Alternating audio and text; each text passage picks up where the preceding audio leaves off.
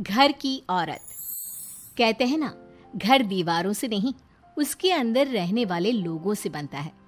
लेकिन क्या हो जब घर के लोग ऐसे हो? सारा दिन खाती रहती हो, सोती रहती हो, कोई काम नहीं है तुम्हारे पास। ऊपर से बहू के आ जाने के बाद तो तुम और निकम्मी हो गई हो। दिखावे के लिए हाथ में माला पकड़ ली है, बाकी कोई काम नहीं करती। अरे कैसी बात कर रहे हैं? अब तो बहू आ गई है, अब तो मेरी बेइज्जती करना बंद कर दीजिए।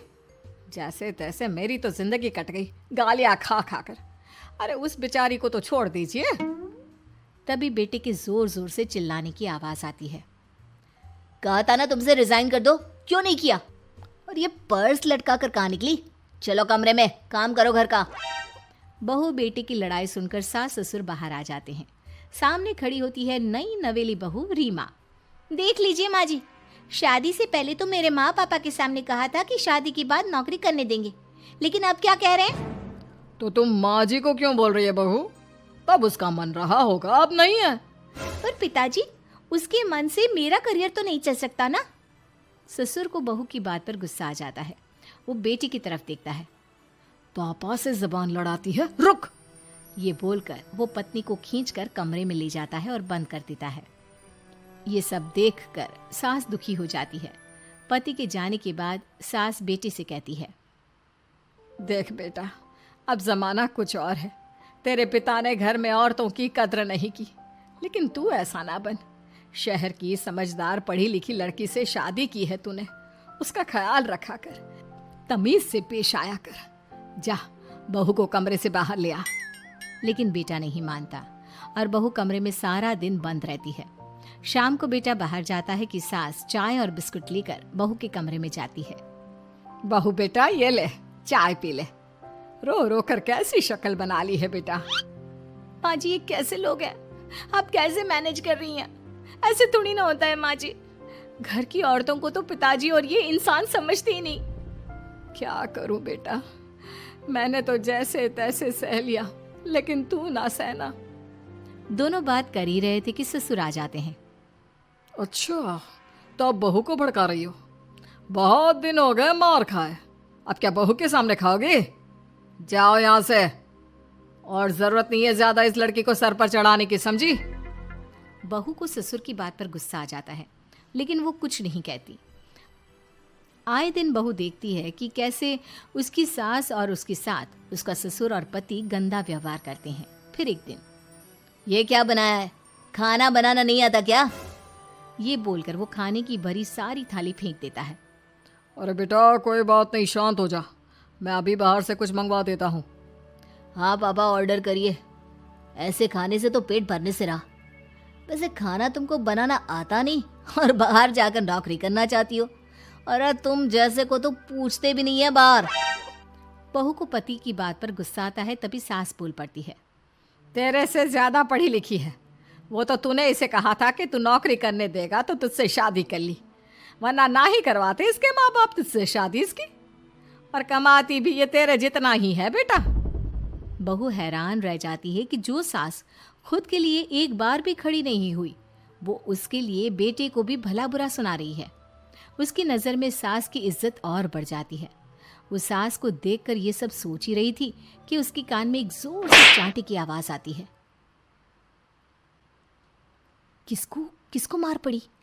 वो देख ही रही होती है कि उसकी नज़र जमीन पर बैठी सास पर पड़ती है। अभी तो धीरे से मारा, फिर जुबान खोली ना तो ऐसा मारूंगा कि कान के पर्दे फट जाएंगे। सास रो रही थी। बेटा और पति वहां से चले जाते हैं। पिताजी अच्छा किया माँ को जोर का चांटा लगाकर, आगे से जबान खोलने से पहले 4 बार सोचेंगी। बड़ी आई। दोनों हंसते हुए वहां से निकल जाते हैं। बहू सास को उठाती है और पानी देती है। मैंने ये दिन रोज देखे हैं बहू, लेकिन तू नहीं सहना। तू अपना जीवन अपने अनुसार जीना। शादी के वक्त मैंने तेरी माँ से बात करने की कोशिश की थी, उन्हें बताया था, लेकिन वो नहीं मानी। बहू सास को पकड़कर रोने लगती है। वो इसलिए नहीं मानी क्योंकि वो मेरी सगी माँ नहीं है। माँ जी, जिस तरह से आप मेरे लिए खड़ी हुई है ना, मेरी माँ भी नहीं हुई।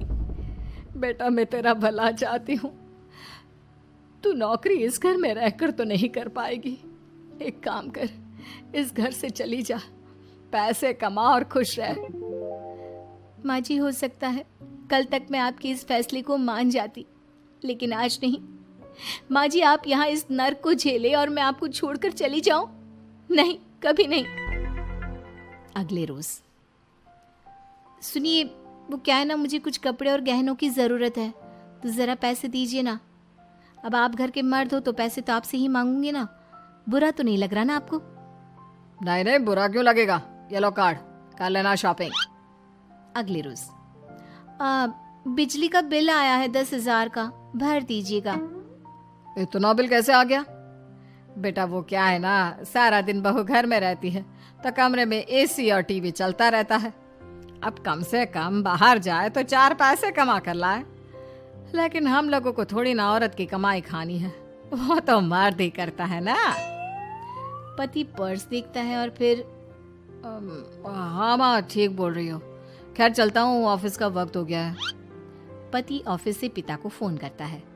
पापा, घर के खर्चे तो बढ़ते ही जा रहे हैं, ऊपर से महंगाई आप देख रहे हैं।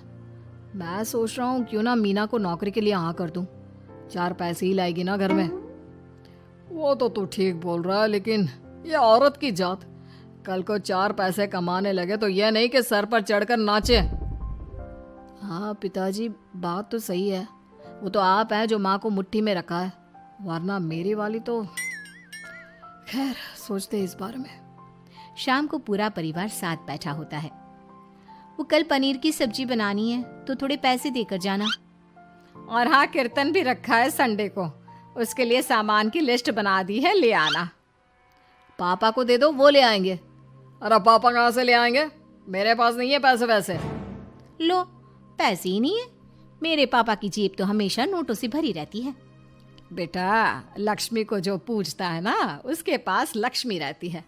जो घर की औरतों को मारे पीटे, वो भला कैसे लक्ष्मी का लाभ ले सकता है? वाह वाह, क्या बात है, तो जबान खुल रही है तुम्हारी। लगता है भूल गई पुरानी मार और डांट, क्या? हाँ माँ जी, शांत हो जाइए, मैं नहीं देख सकती आपको मार खाता, और फिर हो सकता है कि मैं आपको बचाने आऊँ तो ये भी मुझे मारे।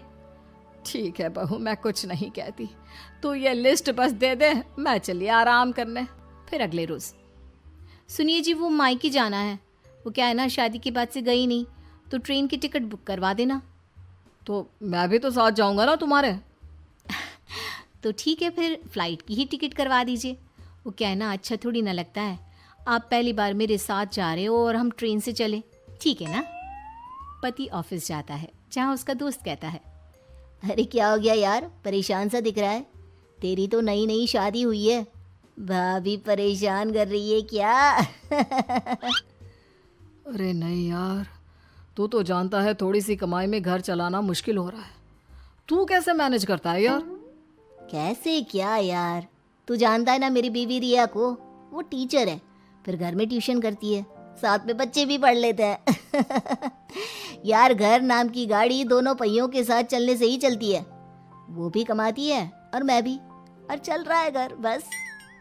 पति को दोस्त की बात समझ में आती है, लेकिन पिता का ज्ञान कैसे भूल सकता था? भाई, कल को सर पर चढ़कर नाचने लगी तो। शाम को घर आता है, जहाँ उसकी बुआ और उसका बेटा बैठे होते हैं।